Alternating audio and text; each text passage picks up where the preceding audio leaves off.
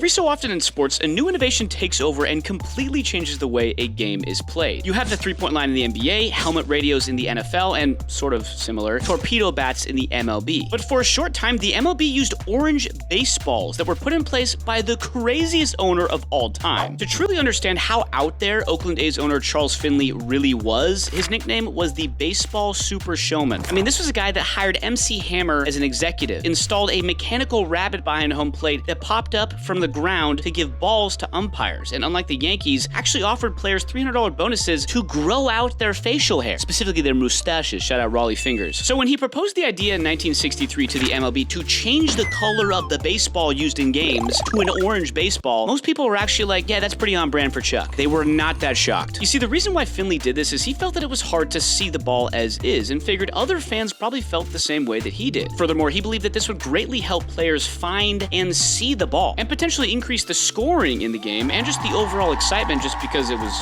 easier to see. He even referenced the 1963 World Series as an example, saying that Joe Pepitone might not have lost sight of that throw in the World Series had the ball been orange. All of this said, it would take 10 years before Finley would actually be able to realize his dream of having a cheese ball baseball. Tell me that doesn't look like a cheese ball. Like a giant cheese puff? It does. He was able to convince the American League and the Indians to use the ball in an exhibition game in March of 1973. And believe it or not, what Charles thought would happen actually happened. Put it this way, the man was correct. Sort of. They played an offensive game like no other. In the 1970s, the average total runs in a single game between two teams was 8. This game doubled that. Yes, this game featured 27 hits and 16 runs between the two teams. In fact, 6 home runs were hit, 3 by a single player named George Hendrick. Everyone involved was in disbelief. They couldn't believe that one of Charlie's crazy ideas kind of worked. Sort of. We'll get to the issues in just a moment. But in the meantime, it worked well enough where they actually used the orange baseballs in another game. This one on April 2nd in Palm Springs, California against the Angels. And guess what? The A's would win that game 8-3. Yes, it was a high-scoring clinic once again. But despite the abundance of scoring and the fact that it was definitely easier to see, the general sentiment from pretty much everybody was no. So the Indians outfielder, George Hendrick, the guy who hit 3 home runs, did say, and I quote, "I couldn't pick up the spin of the ball. Maybe I was just lucky." But I mean, he did hit 3 home runs. And they probably should have changed the color of the laces because those were also orange. So yeah. And the pitchers were also not fans. Pitcher Gaylord Perry found the balls too slippery. It was like the orange paint that was used affected grip and control. So that was an issue. Although 2 things were certain, as I mentioned. Number 1, it was definitely easier to see, especially for fans. Number 2, although the sample size was small across 2 games, it definitely increased scoring.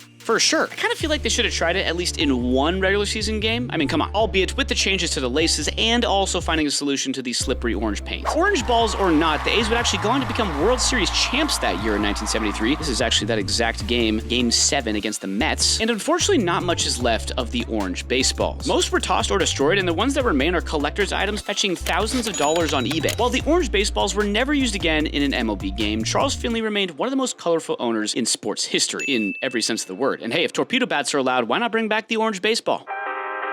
If you liked this video, consider subscribing. I post deep cut, wacky sports lore every week, so I'd love to see you back, and check out these vids, because YouTube says you'll like them too. Later.